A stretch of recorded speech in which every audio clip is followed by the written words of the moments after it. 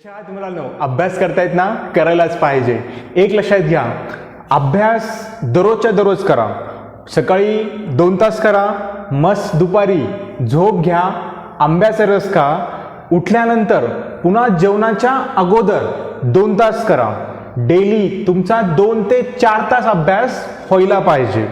एक लक्षात घ्या, आज तुम्ही अभ्यास केलात, उद्या जर तुम्ही अभ्यास केला नाहीत आणि परवा दिवशी जर तुम्ही अभ्यास करण्यासाठी बसलात तर तुम्हाला अभ्यास करावा वाटत नसतो. हे कुणाचंही आहे. त्याच्यामुळे अभ्यासामध्ये नेहमी कंटिन्युटी राहायला पाहिजे. आज केलात, उद्या नाही केलात, परवा दिवशी करायला बसलात तर काही समजत नसतं. त्यामुळं अभ्यासामध्ये कंटिन्युटी ठेवा, कंटिन्यू अभ्यास करा. तुम्हाला सपोज करा आज काही अडचण असेल, आज कोणीतरी पाहुणे आले असतील, मित्र आला असेल, काही प्रॉब्लेम झाला असेल, काही झालं तर ॲटलिस्ट 1 ते 2 तास 24 घंट्यामध्ये 1 ते 2 तास अभ्यास करायचा म्हणजे करायचाच. का करायचा? कारण आज जर तुम्ही गॅप घेतलात, आज जर तुम्ही अभ्यास केला नाही तर उद्या करावा वाटत नसतो. एकदा लिंक तुटली ना अभ्यासाची, पुन्हा ती लिंक जुडणं खूप मुश्किल होतं. त्यामुळे अभ्यासामध्ये कंटिन्युटी ठेवा. लक्षात. आता बघा, मी आज लेक्चर घेतलं ना, उद्या जर मी लेक्चर घेतलं नाही आणि परवा दिवशी जर मला कोणी येऊन म्हटलं की लेक्चर घ्या म्हणून, तर मलाही नको वाटतं घ्यायचं. कारण कंटिन्युटी असेल तरच माणसाला मजा येते अभ्यास करायला, कंटिन्युटी असेल तरच माणसाला काम करायला मजा येते. त्यामुळे कंटिन्युटी ब्रेक होऊ देऊ नका, अभ्यासाला ब्रेक होऊ देऊ नका. कारण एकदा जर अभ्यासाला ब्रेक झाला तर पुन्हा तुम्हाला अभ्यास करावा वाटणार नाही ना मला अभ्यास करावा वाटत नाही. जगातल्या कुठल्याच माणसाला अभ्यास करावा वाटत नसतो. त्यामुळे कंटिन्युटी ठेवा. लक्षात. आता बघा, तुमचा मी 11वीचा लॉज ऑफ मोशन स्टार्ट केला होता. लॉज ऑफ मोशन मधलं कोलिजन पॉईंट स्टार्ट केला होता. ठीक आहे. शेवटच्या लेक्चरमध्ये किंवा आत्तापर्यंतच्या लेक्चरमध्ये आपण काय काय बघितलं बघा. आत्तापर्यंत मी तुम्हाला शिकवलं की कोलिजन मीन्स नेमकं असतंय काय. लक्षात. कोलिजन मीन्स सपोज करा हे 2 ऑब्जेक्ट असतील, 2 ऑब्जेक्टचं एकमेकावरती आदळणं ह्याला काय म्हणायचं? कोलिजन. समजलं? सिंपल आहे. एकमेकावरती आदळणं ह्याला काय म्हणायचं असतं? कोलिजन. ठीक आहे. आता ह्या कोलिजनचे टोटल 2 टाइप्स आहेत. कोणकोणते 2 टाइप्स आहेत बघा. कोलिजनचे टोटल 2 टाइप्स आहेत. फर्स्ट त्याला म्हणायचं इलॅस्टिक कोलिजन आणि दुसरीला म्हणायचं इन इलॅस्टिक कोलिजन. काय म्हटलं मी? कोलिजनचे टोटल 2 टाइप्स आहेत. एकीला म्हणायचं इलॅस्टिक कोलिजन आणि दुसरीला म्हणायचं इन इलॅस्टिक कोलिजन. ठीक आहे. आता बघा, इलॅस्टिक कोलिजन, एकमेकावरती जर 2 ऑब्जेक्ट आदळले तर त्या कोलिजनला इलॅस्टिक कोलिजन कधी म्हणायचं? ठीक आहे. एक सिंपल तुम्हाला मी डेफिनेशन सांगतो.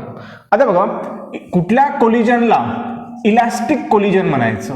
Elastic collision. Elastic collision. Suppose करा हे 2 ऑब्जेक्ट एकमेकावरती धाड दिशा आदळले तर ह्या कोलिजनला, ह्या आदळण्याला इलॅस्टिक कोलिजन कधी म्हणायचं बघा? जर तुमचं मोमेंटम कॉन्झर्व असेल. जर तुमचं मोमेंटम कॉन्झर्व असेल. मोमेंटम कॉन्झर्व असेल म्हणजे काय? आदळण्याच्या अगोदरचं मोमेंटम इज इक्वल टू आदळण्याच्या नंतरचं मोमेंटम. लक्षात. कोणत्या कोलिजनला इलॅस्टिक कोलिजन म्हणायचं? जर तुमचं मोमेंटम कॉन्झर्व असेल. आणि दुसरी कंडिशन कोणती? दुसरी कंडिशन जर तुमची कायनेटिक एनर्जी कॉन्झर्व असेल. जर तुमचं मोमेंटम कॉन्झर्व असेल आणि जर तुमची कायनेटिक एनर्जी कॉन्झर्व असेल तर त्या कोलिजनला कोणतं कोलिजन म्हणायचं? Elastic collision. लक्षात. हे कोलिजन झालं कोलिजन. एकमेकावरती जाऊन 2 जण आदळले, परंतु ह्या कोलिजनला इलॅस्टिक कोलिजन कधी म्हणायचं? इन इलॅस्टिक कोलिजन कधी म्हणायचं? इलॅस्टिक कोलिजन ह्या आदळण्याला इलॅस्टिक कोलिजन कधी म्हणायचं? जर तुमचं मोमेंटम कॉन्झर्व राहत असेल. मोमेंटम कॉन्झर्व राहत असेल म्हणजे काय? कोलिजनच्या अगोदरचं मोमेंटम इज इक्वल टू कोलिजनच्या नंतरचं मोमेंटम, म्हणजे मोमेंटम कॉन्झर्व. आणि दुसरी कंडिशन काय? तुमची कायनेटिक एनर्जी कॉन्झर्व असायला पाहिजे. म्हणजे काय? आदळण्याच्या अगोदरची kinetic energy is equal to आदळण्याच्या नंतरची कायनेटिक एनर्जी. समजलं? ह्या 2 कंडिशन फुलफिल झाल्या की त्या कोलिजनला काय म्हणायचं? Elastic collision. ठीक आहे. त्यानंतर बघा, इलास्टिक कोलिजनचे दोन टाइप्स आहेत. एक हेड ऑन इलास्टिक कोलिजन, दुसरं ऑब्लिक्यू इलास्टिक कोलिजन. ठीक आहे. हेड ऑन काय असतं, ऑब्लिक्यू काय असतं, हे स्पेशल लेक्चरमध्ये होईल तुमचं, किंवा झालेलं आहे. ह्यापैकी हेड ऑन कोलिजन झालेलं आहे. नेक्स्ट लेक्चरमध्ये तुमचं ऑब्लिक्यू कोलिजन होऊन जाईल. ठीक आहे. लक्षात, कोलिजनचे दोन टाइप्स, एक इलास्टिक कोलिजन, दुसरं in elastic collision. Elastic collision कुणाला म्हणायचं? जर तुमचं मोमेंटम कॉन्झर्व राहत असेल, कायनेटिक एनर्जी कॉन्झर्व राहत असेल, तर त्या कोलिजनला काय म्हणायचं? Elastic collision. ठीक आहे. आता बघा, इन इलास्टिक कोलिजन कुणाला म्हणायचं? इन इलास्टिक कोलिजन कुणाला म्हणायचं? सेकंड पाहिलं आपण इन इलास्टिक कोलिजन. आता बघा, इन इलास्टिक कोलिजन हे कोलिजन झालं. मग ह्या कोलिजनला इन इलास्टिक कोलिजन कधी म्हणायचं? जर फक्त आणि फक्त, काय म्हटलं मी? फक्त आणि फक्त जर तुमचं मोमेंटम कॉन्झर्व राहत असेल, जर तुमचं मोमेंटम कॉन्झर्व राहत असेल आणि तुमची कायनेटिक एनर्जी जर चेंज होत असेल, काय म्हटलं मी? नीट लक्ष देऊन ऐका, डोकं ठिकाणावर ठेवून ऐका. इन इलास्टिक कोलिजन कुणाला म्हणायचं? जर तुमचं फक्त मोमेंटम कॉन्झर्व राहत असेल आणि कायनेटिक एनर्जी चेंज होत असेल, तर त्या कोलिजनला काय म्हणायचं? In elastic collision. लक्षात काय काय बोललो मी ते? लक्षात, डोक्यामध्ये घुसलं? ठीक आहे. लक्ष द्या. आता मागच्या लेक्चरमध्ये मी तुमचं इन इलास्टिक कोलिजन कव्हर केलं होतं, थेरॉटिकल पार्ट कव्हर केला होता. इन इलास्टिक कोलिजनचे दोन टाइप्स आहेत, एक परफेक्टली इन इलास्टिक कोलिजन, दुसरं पार्शियली इन इलास्टिक कोलिजन. ठीक आहे. नीटमध्ये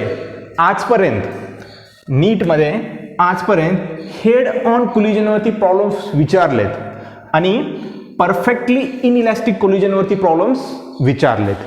काय म्हटलं मी? ज्यांना नीट करायचंय त्यांनी लक्ष द्या. हेड ऑन कोलिजनवरती प्रॉब्लेम्स विचारलेत, परफेक्टली इन इलास्टिक कोलिजनवरती प्रॉब्लेम्स विचारलेत. ठीक आहे. फक्त ऑब्लिक्यू वरती एखादा प्रॉब्लेम विचारलाय, 34 वर्षामध्ये एखादा प्रॉब्लेम विचारलाय. ठीक आहे. आणि पार्शियली वरती आजपर्यंत विचारला नाही. ठीक आहे. मी तुमचे हेड ऑन कोलिजनचे प्रॉब्लेम्स घेतलेत. आजच्या लेक्चरमध्ये तुमचे मी नीटमध्ये जेवढे काही इनइलास्टिक कोलिजनवरती प्रॉब्लेम्स आलेत, म्हणजेच परफेक्टली इनइलास्टिक कोलिजनवरती जेवढे काही प्रॉब्लेम्स आलेत, तेवढे मी 4 ते 5 प्रॉब्लेम मी कव्हर करून टाकल. अर्ध्या ते 45 मिनिटामध्ये जेवढे काही प्रॉब्लेम्स होतील तेवढे मी कव्हर करून टाकल. ठीक आहे. आता बघा, परफेक्टली इनइलास्टिक कोलिजन हे नेमकं असतंय काय हे मी एकदा रिवाइज करल, कारण त्याच्यावरती सगळे प्रॉब्लेम्स मी आता घेणार आहे. ठीक आहे. Perfectly inelastic collision, perfectly, partially नाही, परफेक्टली. ठीक आहे. आता सपोज करा हा एक बॉल आहे, त्या बॉलचं मास आहे m1 आणि हा बॉल u1 वेलॉसिटीनं मूव्ह व्हायला लागलाय. ठीक आहे.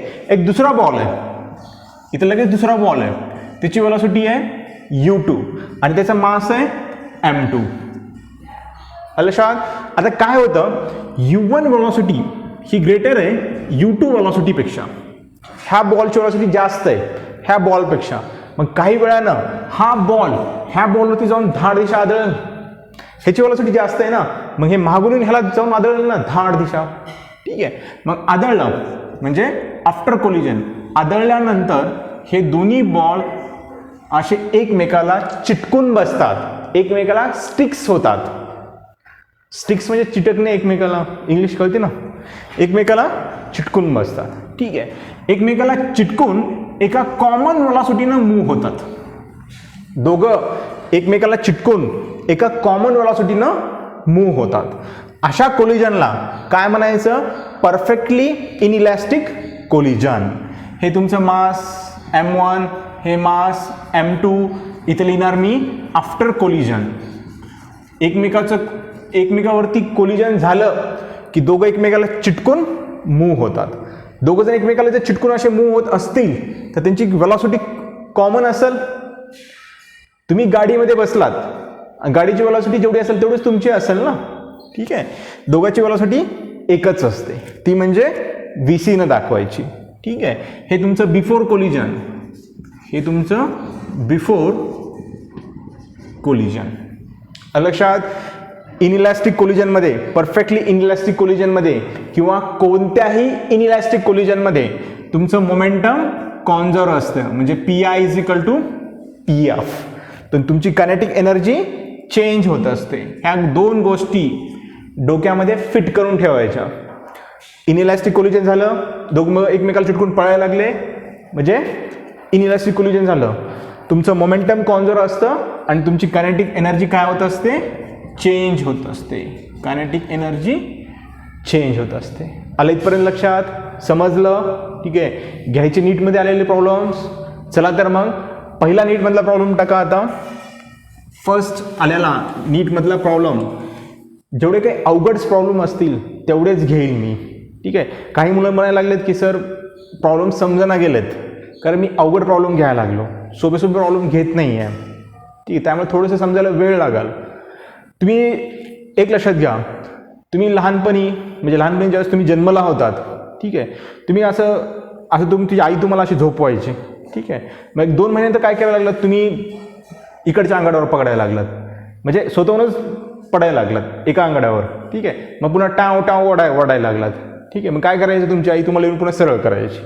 मग आई तुमची गेली की पुन्हा तुम्ही दुसऱ्या अंगाड्यावर पडायचं, पुन्हा टाव वडायला लागायचं, ठीक आहे. मग थोड्या दिवसांनी काय झालं की थोड्या दिवसांनी तुम्ही पालतं पडायला लागलात की थोड्या दिवसांनी काय व्हायला लागलात, तुम्ही थोडंसं उठून उभा राहायला लागलात, म्हणजे रांगायला लागलात काय करायला लागलात, तुम्ही खुर्चीला वगैरे धरून उभा राहायला लागलात, काय करायला लागलात, मग हळूहळू तुम्ही चालायला लागलात. मला सांगा, तुम्हाला एकदमच चालता आलं का? म्हणजे तुम्ही जन्मलात बाहेर आलात आणि लगेच तुम्ही त्या ह्याच्यावरून बेडवरून खाली उडी मारलात आणि पळायला लागलात, असं झालं का? नाही झालं. तुम्हाला प्रत्येक गोष्ट तुम्ही स्टेपने केलात आयुष्यामध्ये. तुमचं चलणं, तुमचं बोलणं, ज्यावेळेस तुम्ही बोलायला शिकत होतात त्यावेळेस तुम्ही लगेच म्हणायला लागलात का काय चाललंय म्हणून? नाही ना. अगोदर तुम्ही हळूहळू बोलायला लागलात, तुम्ही बोबडं बोलायला लागलात, मग तुम्हाला काही दिवसांनी चांगलं बोलता यायला लागलं. प्रत्येक गोष्ट आयुष्यात स्टेप होत असते, ठीक आहे. तसं फिजिक्सचे प्रॉब्लेम पण तेच असतं. फिजिक्सचे प्रॉब्लेम हातामध्ये घेतले की लगेच सॉल्व्ह होत नसतात. त्याला 2-3 वेळेस चुकावं लागतं. चुकल्यानंतर का चुकलात हे समजून घ्यावं लागतं. मग त्यानंतर हळूहळू यायला लागतात. लक्षात, हे फिजिक्स आहे.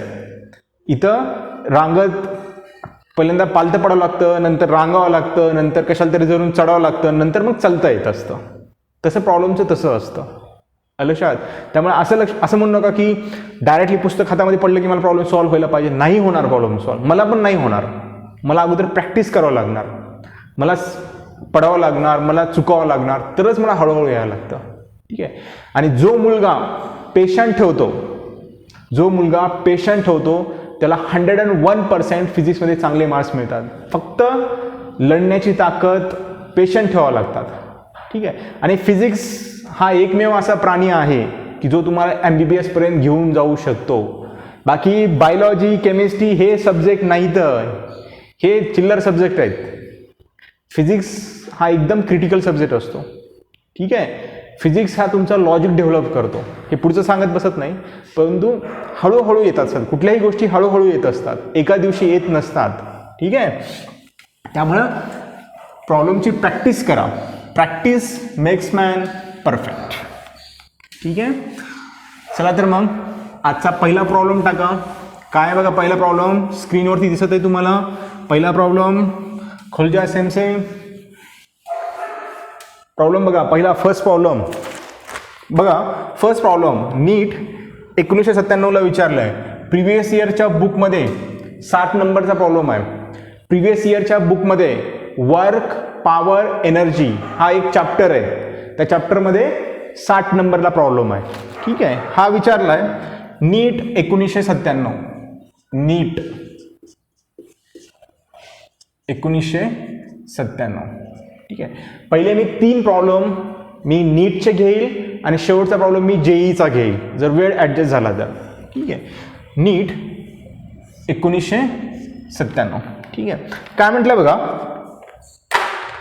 A metal ball of mass 2 kg moving with a velocity of 36 km/h. हा एक मेटल बॉल आहे आणि हा मेटल बॉल किती वेलोसिटी मूव्ह व्हायला लागला आहे 36 km/h आणि ह्या मेटल बॉलचं मास किती आहे 2 kg. बर. Has a head on collision with stationary ball of mass 3 kg. एक दुसरा बॉल आहे स्टेशनरी बॉल. ह्या स्टेशनरी बॉलचं स्टेशनरी बॉल आहे. स्टेशनरी म्हणजे जागेवर बसलाय, पळपळ पडायला नाही आहे, जागेवर बसलाय तो. ठीक आहे. त्या बॉलचं मास किती आहे 3 kg. With a stationery ball of mass 3 kg. ह्या बॉलवरती हेड ऑन कोलिजन केलाय. हेड ऑन म्हणजे सरळ कोलिजन करणं. ठीक आहे. ह्या बॉलवरती हेड ऑन कोलिजन केलंय. हा बॉल कसा आहे रेस्टमध्ये आहे म्हणजे ह्याची वेलोसिटी किती असणार u2 = 0. ठीक आहे.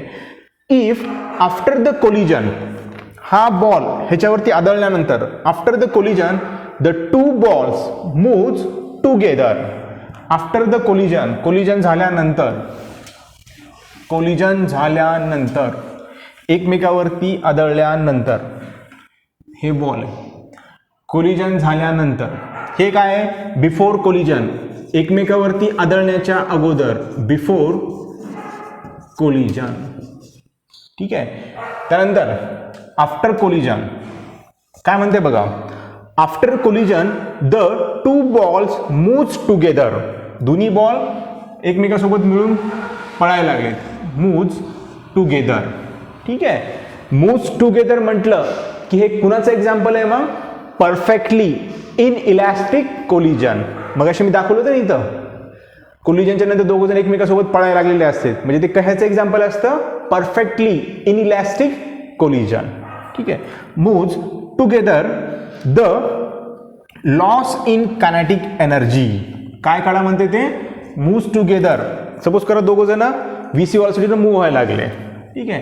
ह्याचं मास आहे m1, ह्याचं मास आहे m2. ठीक आहे. The loss in kinetic energy काय काढा म्हणते बघा. काय काढायचं मला लॉस इन कायनेटिक एनर्जी. ठीक आहे. कशी काढायची काय आहे ते मी तुम्हाला शिकवतो. ठीक आहे. हे m1 m2 मास नाही आहे इथं 2 kg आणि 3 kg आहे. हे 2 kg हे 3 kg. बिफोर कोलिजन आफ्टर कोलिजनच्या नंतर आफ्टर कोलिजन. ठीक आहे. The loss in kinetic energy due to collision झाल्यामुळं कायनेटिक एनर्जीमध्ये किती लॉस झाला हे काढा म्हणताय. ठीक आहे. आता बघा लॉस इन कायनेटिक एनर्जी कसं काढणार सांगा मला. कसं काढणार. सपोज करा मी जर तुम्हाला म्हटलं की मी 100 रुपये घालून मी एक धंदा चालू केला. धंदा म्हणजे कुठला धंदा. सपोज करा काहीतरी विकण्याचा धंदा चालू केला मी. ठीक आहे. 100 रुपये इन्व्हेस्ट केले आणि काही दिवसानंतर मला 100 रुपये घालून मला जर 80 रुपये भेटले 100 रुपये घालून जर मला 80 रुपये भेटले तर माझा लॉस कितीचा झाला 20 रुपयाचा. लक्षात. मी 100 रुपयाचा धंदा चालू केला, सगळं विकलं. सपोज करा मी पेन विकायचा धंदा चालू केला. 100 रुपये इन्व्हेस्ट करून मी पेन विकायचा धंदा चालू केला आणि सगळे पेन विकल्यानंतर मला कळालं की माझ्याकडे 80 रुपये आले. तर मला किती रुपयाचा लॉस झाला 20 रुपयाचा लॉस झाला. ठीक आहे. मग त्यांनी काय काढा म्हणते लॉस इन कायनेटिक एनर्जी काढा म्हणते. ठीक आहे. लॉस इन कायनेटिक एनर्जी कसं काढायचं. कोलिजनच्या अगोदरची कायनेटिक एनर्जी मायनस कोलिजनच्या नंतरची कायनेटिक एनर्जी. लक्षात. काय म्हणतो मी mod of kinetic energy final minus kinetic energy initial. काय म्हटलं मी ही कायनेटिक एनर्जी KEI ही कायनेटिक एनर्जी कधी आहे कोलिजनच्या अगोदरची आणि KIF हे काय कायनेटिक एनर्जी कोलिजनच्या नंतरची. ठीक आहे. दोघांचा डिफरन्स म्हणजे काय असतं लॉस इन कायनेटिक एनर्जी. वाटलं तर असं लिहा इथं. ते समजणं गेलं असेल तर लिहा kinetic energy final is equal to kinetic energy final means काय kinetic energy after collision kinetic energy after collision आणि के आय काय kinetic energy before collision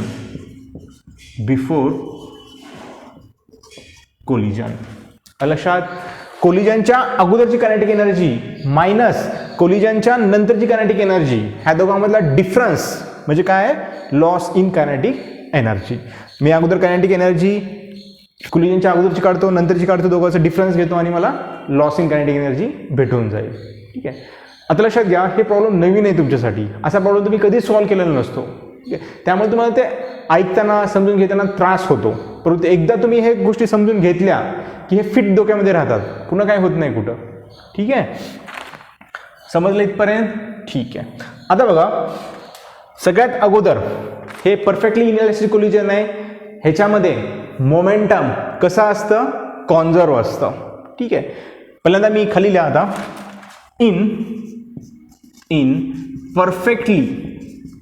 in perfectly inelastic collision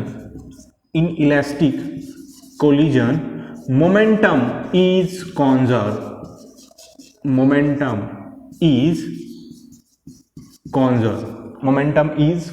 म्हणजे काय इनिशियल मोमेंटम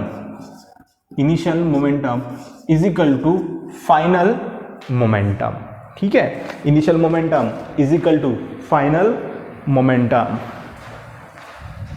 ठीक आहे आता बघा सगळ्यात अगोदर मी हे काढतो ह्याच्यावरून मला काय भेटतं VC भेटतं ठीक आहे मी अगोदर काढून दाखवतो ते आता बघा इथे 36 किलोमीटर पर आवर आहे ठीक आहे ह्याला मी कशामध्ये करतो मीटर पर सेकंडमध्ये करतो का करतो कारण हे इथे किलोग्रॅममध्ये आहे ना म्हणून ह्याला मी पहिल्यांदा मीटर पर सेकंडमध्ये करतो आता बघा 36 किलोमीटर पर आवरला मीटर पर सेकंडमध्ये करण्यासाठी काय करावं लागतं हा फॉर्म्युला एक लक्षात घेऊन घ्या हा फॉर्म्युला जर कुठलीही व्हॅल्यू तुम्हाला जर किलोमीटर पर आवरमध्ये दिली असेल आणि त्याला जर मीटर पर सेकंडमध्ये करायचं असेल तर काय करायचं इथं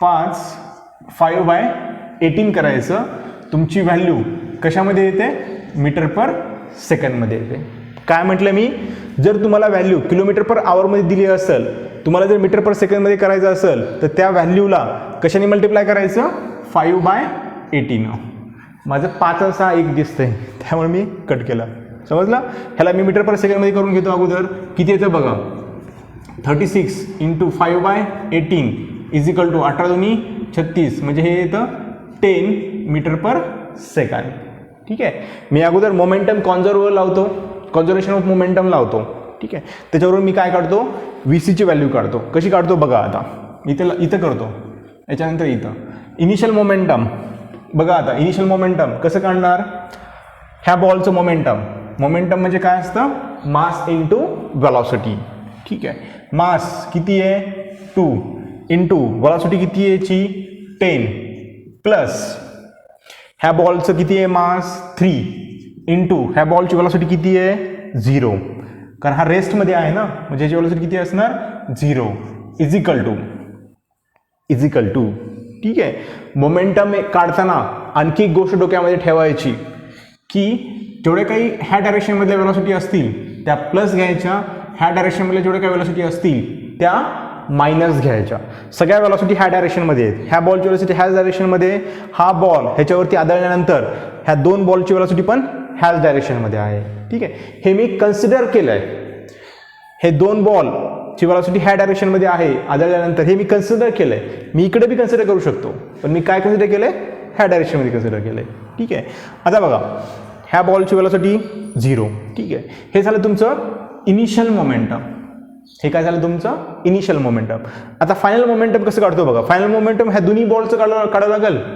before collision after collision before कोलिजनचं मोमेंटम PI असतं आफ्टर कोलिजनचं मोमेंटम PF असतं ठीक आहे मग ह्या दोन बॉलचं मोमेंटम मला काढावं लागेल दोन्ही एकत्रच आहेत ना ते ठीक आहे मग फायनल मोमेंटम मास किती दोन बॉलचे मिळून 5 वाटलं तर लिहितो मी 2 + 3 व्हेलॉसिटी माहिती का तुम्हाला VC नाही माहिती ठीक आहे. मग आता हे सॉल्व करा. हे किती येतं 10 दुनी 20 प्लस हे 0 हे किती येतं 3 2 5 म्हणजे 5 VC म्हणजे VCची व्हॅल्यू किती येते बघा. VC इज इक्वल टू 5 चोक 20 4 मीटर पर सेकंद. ह्या दोन्ही बॉलची व्हेलॉसिटी किती आली 4 मीटर पर सेकंद. ठीक आहे. त्यानंतर बघा आता हे भेटलं मला. आता मी काय काढतो बघा. मला kinetic energy final kinetic energy initial काढायची. कायनेटिक एनर्जी इनिशियल म्हणजे काय kinetic energy before collision collision व्हायच्या अगोदरची कायनेटिक एनर्जी मला काढायची. मग कशी काढतो बघा मी. Kinetic energy initial is equal to ह्याची कायनेटिक एनर्जी प्लस ह्याची कायनेटिक एनर्जी करावं लागेल. लक्षात दोन्ही बॉलची कायनेटिक एनर्जी काढावं लागेल मला. ठीक आहे. ह्या बॉलची कायनेटिक एनर्जी किती येईल बघा. बॉलची कायनेटिक एनर्जी काय येते बघा 1/2 m1. सपोज करा हे मास काय तुमचं m1 आहे आणि हे मास काय तुमचं m2 आहे. ठीक आहे. 1/2 m1 इंटू व्हेलॉसिटी किती आहे ह्याची सपोज करा u1 कन्सिडर करा u1 स्क्वेअर. ठीक आहे. प्लस ह्या बॉलची कायनेटिक एनर्जी काय असेल 1/2 मास काय आहे m2 आणि ह्याची व्हेलॉसिटी काय कन्सिडर करा u2 कन्सिडर करा u2 स्क्वेअर. लक्षात. ठीक आहे. व्हॅल्यू पुट करा. आता बघा काय येतं ते. Kinetic energy initial is equal to 1/2 mass किती आहे 2 इंटू ह्याची व्हेलॉसिटी किती आहे 10चा स्क्वेअर प्लस 1/2 मास किती आहे 3 इंटू ह्याची व्हेलॉसिटी किती आहे 0. ठीक आहे. म्हणजे ही टर्म तर पूर्ण तुमची 0 होऊन झाली. इथं काय येतं बघा आता kinetic energy initial is equal to 1/2 हे 2 कॅन्सल झालं. ठीक आहे. म्हणजे 10चा वर्ग किती झाला 100 जूल. कायनेटिक एनर्जी आपण कशामध्ये मोजत असतो जूलमध्ये मोजत असतो. ठीक आहे. आता बघा कायनेटिक एनर्जी फायनल काढतो मी. ठीक आहे. कायनेटिक एनर्जी फायनल मी कुणाची काढणार. हा बॉल ह्याच्यावरती आदळला की दोन्ही बॉल एकमेक मिळून जायला लागलेत ना असं VC व्हेलॉसिटीनं. ठीक आहे. हा 2 kgचा बॉल आहे हा 3 kgचा बॉल आहे. दोघंजण मिळून जायला लागलेत. ठीक आहे. मग कोलिजनच्या नंतरची जी काही कायनेटिक एनर्जी असेल ती काय असेल कायनेटिक एनर्जी फायनल. मग kinetic energy final is equal to 1/2 दोघांचं मास म्हणजे काय तुमचं m1 प्लस m2 दोघांचं मास. हे m1 आहे ना तुमचं आणि हे तुमचं काय m2 कन्सिडर करा. m1 m2 कन्सिडर करा. ठीक आहे. त्यानंतर व्हेलॉसिटी किती आहे त्यांची VC स्क्वेअर. ठीक आहे. मग व्हॅल्यू पुट करा. काय येतं बघा kinetic energy final is equal to 1/2 m1 plus m2 किती आहे 2 प्लस 3 इंटू व्हेलॉसिटी किती आहे VC वर काढली मी किती आहे 4. ठीक आहे. मग 4ला इथं 4 स्क्वेअर. ठीक आहे. मग काय येतं बघा इज इक्वल टू 1/2 हे 5 4 चौक 16. ठीक आहे. मग काय येतं हे 82 16 8 पंचे 40 हे झालं 40 जूल. कायनेटिक एनर्जी F समजलं. हे झालं तुमचं कायनेटिक एनर्जी इनिशियल किती आली ती 100 म्हणजे कोलिजन व्हायच्या अगोदर तुमची कायनेटिक एनर्जी किती होती 100. कोलिजनच्या नंतर तुमची कायनेटिक एनर्जी किती झाली 40. ठीक आहे. मग तुमचा लॉस कितीचा झाला लॉस इन कायनेटिक एनर्जी किती असेल मग तुमचा loss in kinetic energy loss लिहा खाली मग loss in kinetic energy is equal to 100 minus 40 हे आलं तुमचं 60 joule. Loss in kinetic energy किती आलं तुमचं 60 जूल. समजलं. हा नीटचा प्रॉब्लेम होता. सहजासहजी सॉल्व्ह होत नसतो. लक्षात. आता टाका नेक्स्ट प्रॉब्लेम तुम्हाला स्क्रीनवरती दिसेल. नेक्स्ट प्रॉब्लेम हा विचारला आहे नीट 1996ला. नीट 1996. ठीक आहे. काय म्हणते बघा अ बॉडी ऑफ मास m एक बॉडी आहे त्या बॉडीचा मास किती आहे m आहे. ठीक आहे. Moving with velocity 3 kilometre per hour. ठीक आहे. Collides with a body of mass 2m, collide झाली. दुसरी एक बॉडी आहे 2m ची, ही बॉडी ह्याच्यावर जाऊन कोलाइड झाली. Collides with a body of mass 2m at rest. ही बॉडी कशी आहे म्हणते? रेस्टमध्ये आहे म्हणते. रेस्टमध्ये आहे म्हणजे ह्याची व्हेलॉसिटी किती असेल? 0. ह्याची व्हेलॉसिटी किती असेल म्हणजे 0. ठीक आहे. ह्याची व्हेलॉसिटी काय कन्सिडर करा? u1 कन्सिडर करा.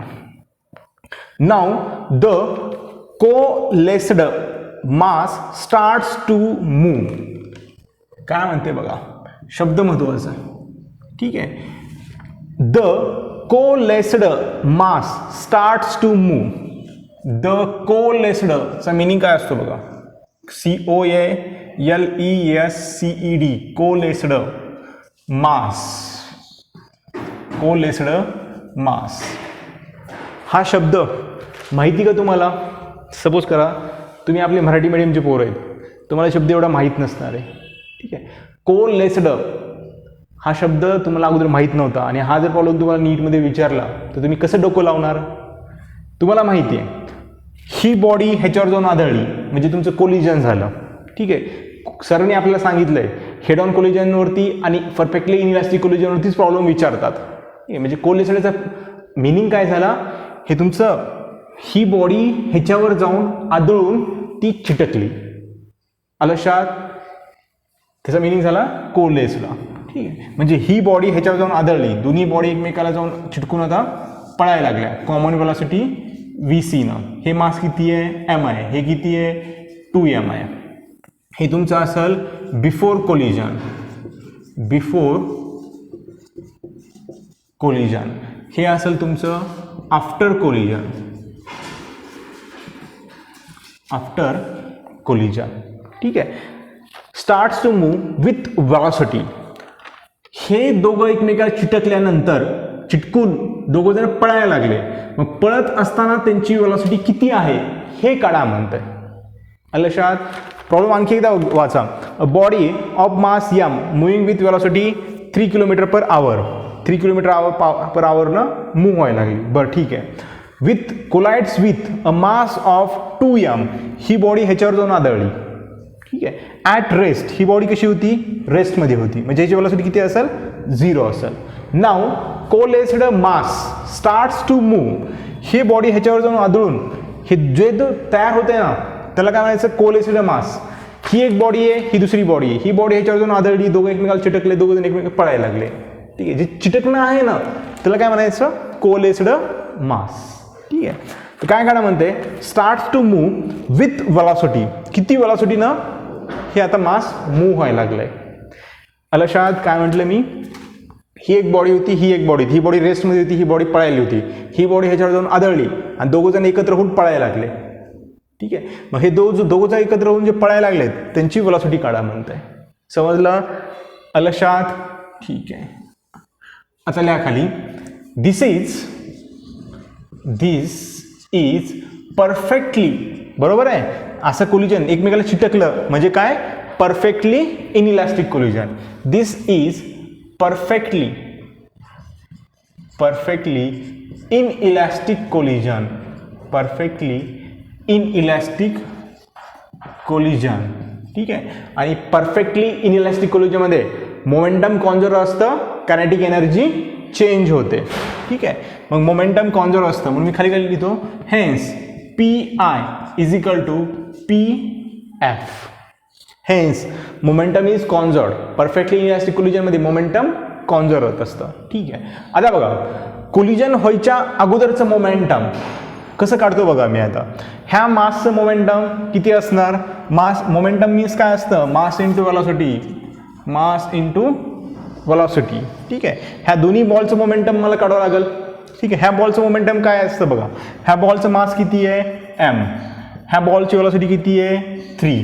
ठीक आहे. मग तुम्ही म्हणताल सर इथं 3 km/h आहे, त्याला मीटर/सेकंड मध्ये करा. ऑप्शन बघा.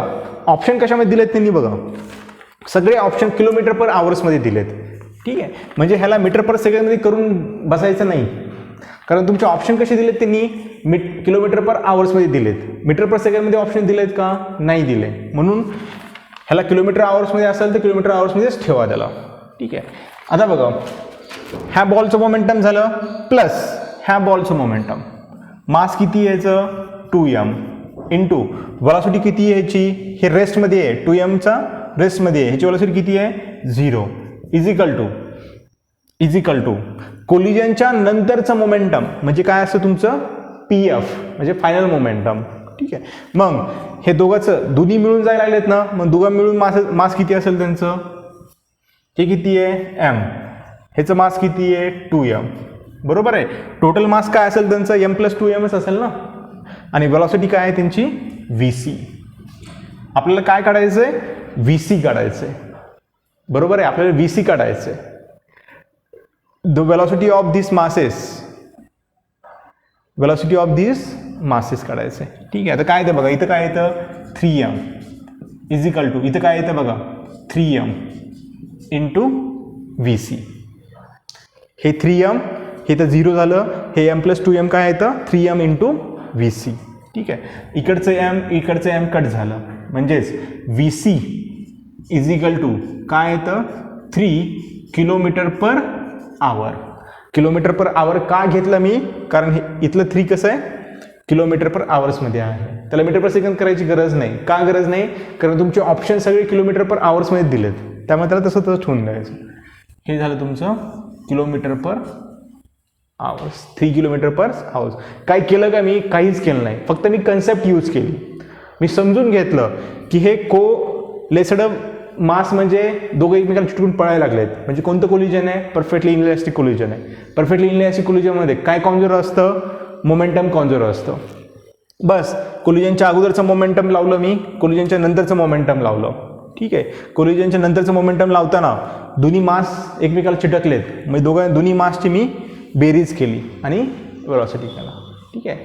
प्रॉब्लेम्स हे नीटमधले होते, बोर्डाचे नव्हते. बोर्डाचे याच्यापेक्षा सोपे असतात. ठीक आहे. नीटमधले होते, त्यामुळं व्यवस्थित समजून घ्या. नाही समजलं तर कधीही कॉल करून विचारा, पण अभ्यासामध्ये गॅप पडू देऊ नका. अभ्यास महत्त्वाचा आहे, समजलं. अभ्यास करत राहा.